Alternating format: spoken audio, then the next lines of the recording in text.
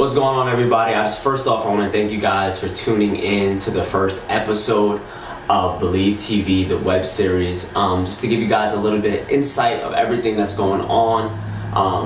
Just quick summary, I started Believe while in my college dorm.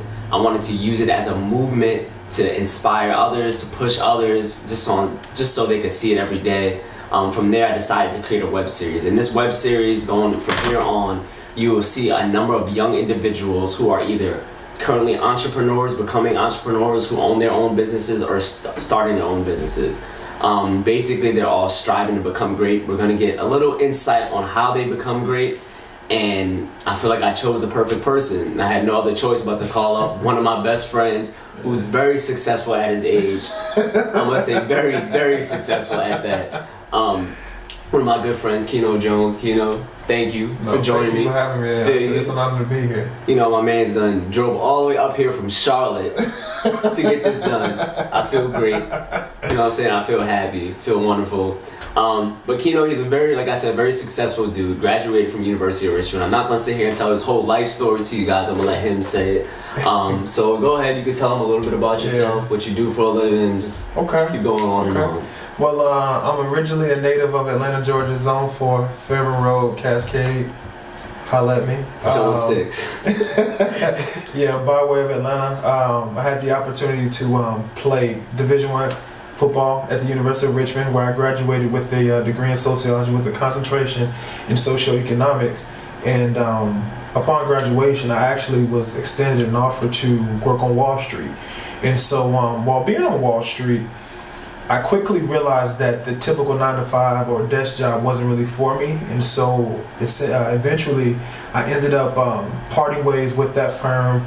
I took a chance on myself and to start my own advisory practice in which I do comprehensive financial planning, and literally I haven't looked back. You know, it's probably arguably the best risk that I could have taken.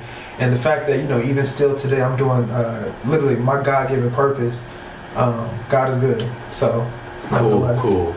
Now, just to backtrack it a little, you went to University of Richmond. Before we get on to what you do now to bring in your funds and help everybody else out, what was it like going to U of R? How did you like it? University of Richmond shaped me to conquer the world, if that makes sense. If that makes sense. And the reason why I said it is because when it comes to, you know, just the dynamics of how U of R is shaped, you know, a lot of individuals, they go there and coming from a big city of Atlanta and going to a small university, it wasn't something I was accustomed to. Was it a culture shock? It was in a way, sort of, but at the same time, you know what they say, you know, most great individuals, they adapt to any environment that they're in. So nevertheless, I adapted to, you know, my surroundings, and not to mention, I mean, I've had the fortune of being able to branch out and meet so many other individuals in the actual city, hence how we were able to meet. And man, I mean, it literally, I don't regret nothing. Awesome. Now, with you playing football there, now, as an athlete myself who played college sports and going on from there, when it came to realize that moving on from football was going to happen, was it hard for you to understand, or you knew exactly what it was coming, when it was coming, how it was going to be? Right. No. So I actually, my junior year was actually probably arguably the best. I guess you could say like the best worst curse that happened. So I tore my ACL, MCL in training camp my junior year. And so during that year, it actually gave me the opportunity and chance for me to kind of do some personal development. Hence, I was able to meet, you know, so many other great staff members that were able to help put me on the right path, you know, to really get me to understand and realize there is a life outside of football. Gotcha. And so, you know, just being able to kind of shape and position myself to where I would be able to set myself up for post-graduation success. I mean, I was already ready for it. Mentally, I had made up in my mind that I wasn't going pro, nor did I really have aspirations to go pro. And so, literally, it was one of those situations where when I graduated, I hit the ground running. Awesome. Yeah. So it's more along the things you were able to use football and not let football use you. Correct. You know what I'm saying? So it's pretty cool when you hear stories like that, other than the people who go to school for free and go on to play pro sports, but you got the people that go to school for free and use that to their advantage. So that's pretty awesome. Now, trying to think, we met a few years ago through a few mutual friends and stuff, and it's just, it amazes me how just seeing our group of people, how everybody has grown so much in every way, step, or form. You got people in so many different fields. It's like, it's kind of awesome. Now, what clicked to you that, now like you said, you were on Wall Street. So when did you decide you wanted to help others? How did that even come into play? Because, you know, some people think Wall Street, they think money, they think of themselves. But it seems like you were one to want to help others. So I've had the fortune of being able to kind of realize some things at such an early age. And even while I was doing on the investment management side of Wall Street, you know, due to, without going into any specific details, I quickly realized that certain dynamics of Wall Street in terms of literacy, as well as just certain strategies and techniques and concepts, they weren't being exposed to individuals that look like me. You know, there have been many instances where some people would often term my, I guess you could say, physical well-being with tokenism. Off of the simple fact that, you know, when you're on a floor and out of 100 majority individuals, you know, you and somebody else are the only two minorities within that setting. I mean, you can't help but to think, you know, they have us there, not necessarily maybe because of what we actually have the capabilities of doing, but the fact that they need to be the quarter or something like that. And so the day that I realized that was the same day that I also told myself that in order for me to build a legacy, I need to be able to put myself in a position that will allow for me to educate individuals. Education is one thing that in the African American and even just any minority communities we lack greatly. And so what better way would it be for me to make an impact than being able to educate people that look like me? And so honestly, that's what my practice is built off of. It's built off of being able to educate and empower individuals, because at the end of the day, applied knowledge is power. And I don't know if you guys got to listen very closely to what he's understanding, because it's going to hit you hard one day, and then you're going to sit back there and you be thinking, wow, it kind of made sense. And it does make a lot of sense, even with me now, being done with school, going into my own thing, whether it's basketball, whether it's Believe. I can definitely understand what you mean and trying to come out there and help people. So it seems like you got everything going for you, going pretty well. What's in the future? What do you have your eyes set on in the future? Where do you see yourself in?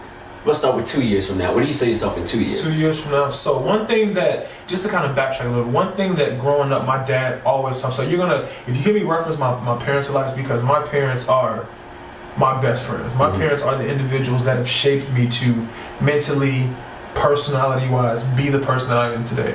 And so one thing that my dad taught me, who's also a very successful entrepreneur, he said, the best way to have not only a lasting impact is to give individuals the opportunity to become their own bosses. Give individuals the chance and the potential, what's the best way to put it? Just to put people in a position where they can literally make them, like their fate is basically determined by them.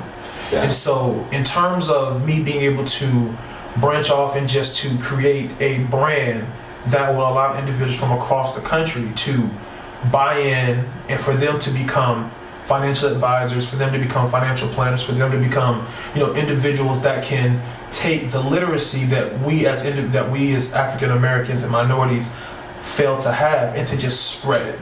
Because even though I know that I can impact thousands, if I can multiply myself, I can impact millions.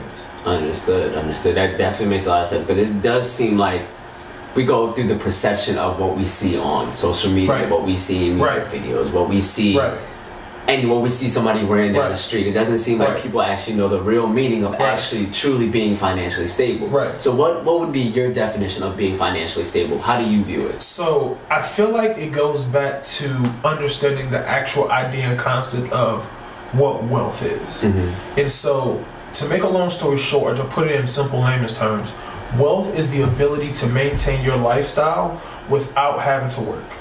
Gotcha. That's what wealth is. A lot of individuals also in terms of being able to look at it from how can they create wealth, or where exactly in their budget do they have the space to. There's this concept in the financial world called the wealth gap. And it's basically where you take your total monthly income, you take your total monthly expenses, and you subtract the two. And that difference, that's where wealth is created. So if you take somebody for a whole number of purposes that brings in an income of $1,000, but they have expenses of $500, that $500 difference is where wealth is going to be created. It's all about being able to multiply your money and to have it grow for yourself. So that way, when you get to be 35, 40, 50 years old, you'll be able to have the option to retire early, or be able to have the option to start a business, and you have the actual capital for you to, put behind your business in order for it to succeed. Understood. That's definitely a big thing. I don't think people even view it that way, to where they realize you're not really making this much money. You have to count the money that you have to spend, that you can use on yourself. That's how much money you're truly making. So now, I know gonna have viewers from all different ages. So with the younger people, what do you have to say to them, to when they're watching all these rappers and everything, with everything that they got, they want to go out and get it right now, but like, what do you have to say to them, like the true meaning of how should they save their money? How do they become financially stable at a young age? So one thing that I would definitely, my dad would be so proud of me saying this, but one thing I will say is that in order for you to best become financially savvy, it's so important to read. Reading is fundamental. Fundamental. Reading is so important, it's absolutely ridiculous. I have 2 books, or 3 books I would say, that I would recommend to everybody, old, young, rich, poor, to read. I know they impacted my life and they changed my life. Number 1, Rich Dad, Poor Dad. For personal finance purposes, that's the number 1 book I would recommend. Amazing. Number 2, The Alchemist by Paulo Coelho. Amazing book. It's good. That book is upstairs right now. It's an awesome book. And then number 3, The Richest Man in Babylon. Just being able to kind of have yourself, because what in our generations, we as millennials fail to realize that the knowledge that we want /seek / want, it's in books. But we live in a world where we want things now. They call us I remember I was talking to somebody that was from a generation, as they said, they call us the microwave generation, because we're so instant. We're so wrapped up in instant gratification and we just want things to happen for us now. Knowledge is in the books. So just being able to read and just put yourself in a position where you're always learning. Because the more you learn, the more you earn. Gotcha. And just so y'all hear that, y'all actually gonna have to read. It's not gonna be tweets. It's not gonna be Instagram captions. Just go out and get a book. You can get a book for like $10 and go through it. Take 20 minutes out your night before you about to go turn up, before you about to go read, before you about to go do whatever, and just read it. Just go from there. Now, just the last few questions. We just did the younger generation, but now you're gonna have the older people watching this who haven't been taught as much as before, and they might be in a little hole. How do you go from there? How do you help them out in that situation? Well, the very first thing that I ask all of my older clients is, number 1, are you open to change? Because I feel like we as a people get so cemented in doing things the traditional way that if you think about it, what is the definition of insanity? Doing the same thing over and over and expecting different results. If we as a people don't change, the wealth gap between us and the majority will continue to stay that way. Period. You have to be open to change. You have to be open to different techniques, strategies, concepts, ideas, products that you either may have heard of, or but you just never knew how it worked, or even just different myths, from being able to, position yourself to where, being able to increase the impact, increase your spendable income, decrease the impact of taxes, and transfer the wealth from one generation to the next without going through probate. That's you have to be open to change, because until you, from a mental perspective, can convince yourself and tell yourself that you do indeed want to change, that can be the day that the financial momentum, I guess you can say, of your lineage will be able to go into your favor and just be positive. Understood. Now, I don't want to sit here and give up all Nino's secrets. Yeah, you know what I'm saying? He's here to help but not help too much. But I do want to thank you for joining me for the first episode. I really appreciate you coming down. No, definitely, man. Definitely. So if they want to contact you, you go ahead, give all social media handles, whatever you have to do, emails, websites, whatever you have to do. How do they contact you? Right. So I'll give you guys my personal information. This is my brother right here. So you can reach me on Instagram at Nino, Nino, the Money Guy, TheMoneyGuy. Yeah, my cell phone number is area code 404-561-5376. Business inquiries only. My personal email address to reach me at any given point in time is KienoB2, Kieno, letter B as in boy, number 2 at yahoo.com. I don't really get on Twitter a lot, but if you want to reach me on Twitter, my Twitter handle is Nino the Money Guy, the same as my Instagram and my Facebook is Kieno Jones II. So, yeah. Yeah, I got it right there. If y'all need all the financial advice, I can go straight to him. I'm sure he'll help you out. He's currently helping me out. Right. This is my personal financial advisor. All $2 in my bank account. He is telling me how to spread that all the wealth between pennies, nickels, quarters, and dimes and all. But no, Nino, I want to thank you, bro. No, appreciate man, you coming out. I appreciate it, Thank man. you. And y'all already know it's your boy Duhwayne. I'm right here. This was the first episode of Believe TV. I want to thank you guys so much for sitting back here, watching me, taking in the knowledge my man Nino can give to you. Right. Hopefully you check us out next week. Don't forget, you guys can purchase a Believe hat right here. You can head to www.believehatsco.com. The website is up. The website has everything going. Yep. We have everything in stock. This beauty right here, this camel beauty, sold out last week in I think about 30 minutes. So we have them available for pre-order. If you guys want to contact me, you can contact me at Duhwayne, Duhwayne on Instagram. If you want information on the hats, we are currently looking for brand ambassadors for the hats. I do need brand ambassadors. I need people out there who strive for greatness, who basically will push the Believe motto, what I'm going for, what I wanted to go for. But you can contact me with more information on that. But once again, I just want to thank you guys for joining me. I really appreciate it. Shout out to my cameraman, Sean. Thank you so much. Came through in the clutch. Nino, once again, thank you. Thank you guys for watching. I'm out. Peace.